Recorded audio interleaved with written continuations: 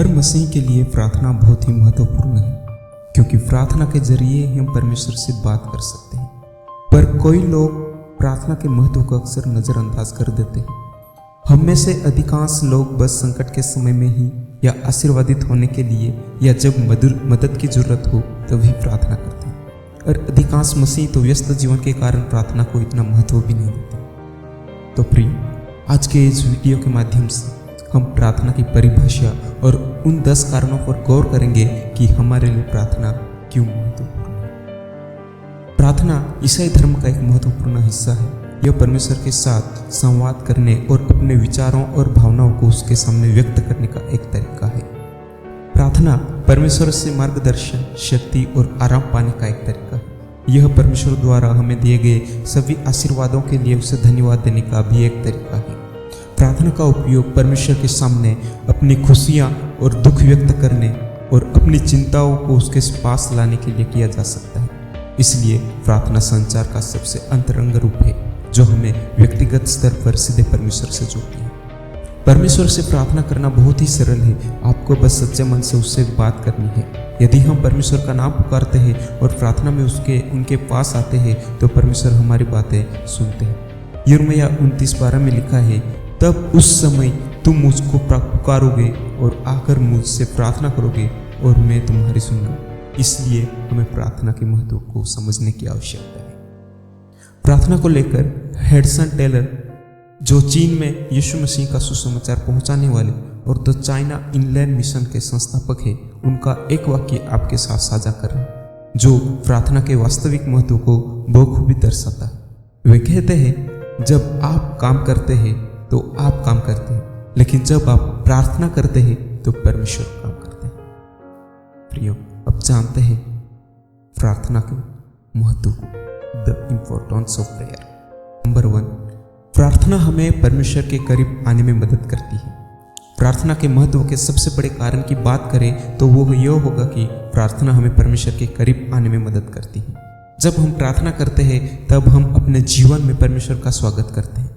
जितना अधिक आप प्रार्थना के माध्यम से परमेश्वर से बात करने और सुनने में समय बिताते हैं, उतना ही अधिक हम उसके करीब आते हैं और उसके बारे में अधिक जानते हैं, और इस प्रकार खुद परमेश्वर स्वाभाविक रूप से हमारे करीब आते हैं। यदि ईश्वर हमारे करीब है तो हमें डरने की क्या जरूरत है?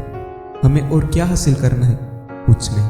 पौल की तरह हम निडर और साहसपूर्वक जी सकते हैं, क्योंकि हम जानते हैं कि हमारा शक्तिशाली परमेश्वर हमारे लिए और हमारे साथ है।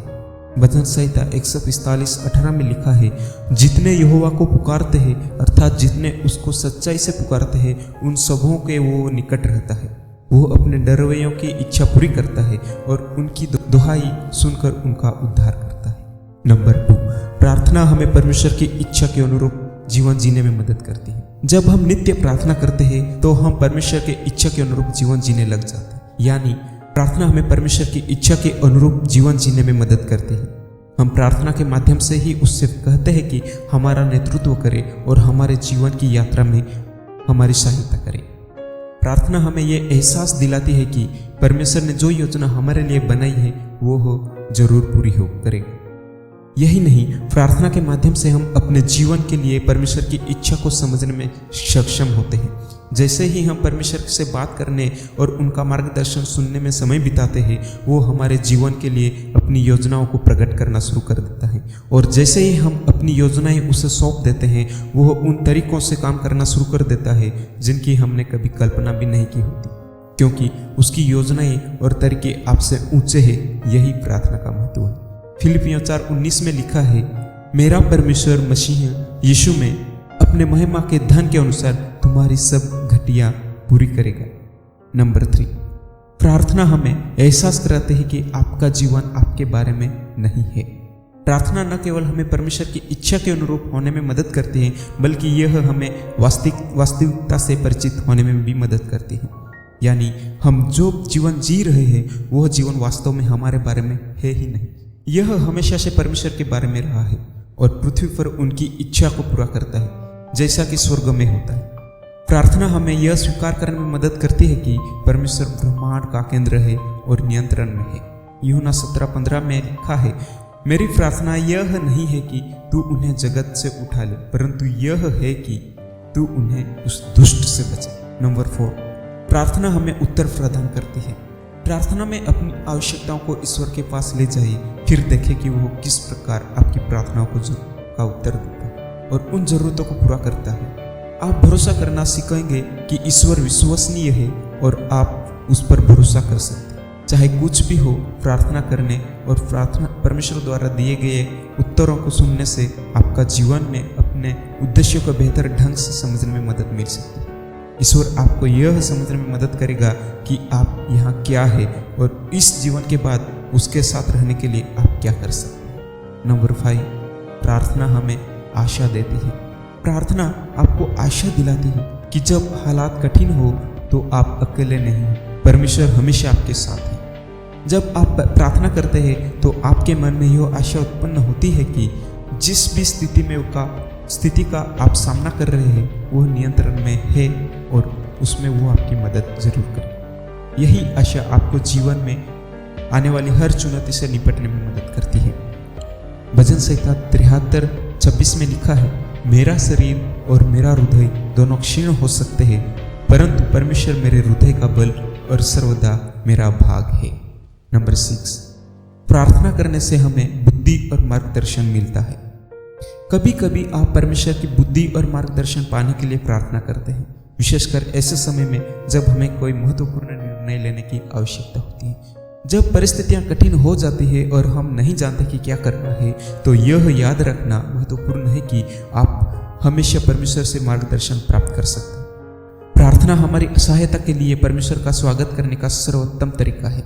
जब हम बुद्धि के लिए प्रार्थना करते हैं तो हम परमेश्वर से यह समझने में मदद करने के लिए कहते हैं कि हमें एक निश्चित स्थिति में क्या करना चाहिए, और जब हम मार्गदर्शन के लिए प्रार्थना करते हैं तो हम परमेश्वर से वो रास्ता दिखाने के लिए कह रहे हैं कि जो हमें लेना चाहिए। याकूब 1:5 में लिखा है, यदि तुम में से किसी को बुद्धि की घटी हो तो परमेश्वर से मांगे, जो बिना दोष निकाले सबको उदारता से देता है और वो तुम्हें भी देगा। नंबर 7, प्रार्थना पवित्र आत्मा को आपके जीवन में आमंत्रित करती है। जब आप प्रतिदिन प्रार्थना करते हैं तो आप पवित्र आत्मा को अपने साथ रहने और आपको सांत्वना मार्गदर्शन देने के लिए आमंत्रित करते हैं। पवित्र आत्मा आपको उत्तर दे सकता है, आपको परमेश्वर के प्रेम को महसूस करने में मदद कर सकता है और आपके दिल में शांति और खुशी की भावना ला सकता है। नंबर 8, प्रार्थना हमारा विश्वास बढ़ाती है। प्रार्थना का एक और महत्व यह है कि यह हमारे विश्वास को क्रियान्वित करती है। हम यह जानते हैं कि परमेश्वर वास्तव में है और हम उस पर विश्वास करते हैं, भले ही हमें कभी अभी तक उत्तर नहीं मिले हैं। हम पहले से ही विश्वास कर रहे हैं कि यह हो चुका है, क्योंकि ईश्वर ने पहले ही इसका उत्तर दे दिया है। जब हम ईश्वर से बात करने के लिए समय निकालते हैं तो इससे हमें अपनी परिस्थितियों के बजाय उस पर और उसके वादों पर ध्यान केंद्रित रखने में मदद मिलती है।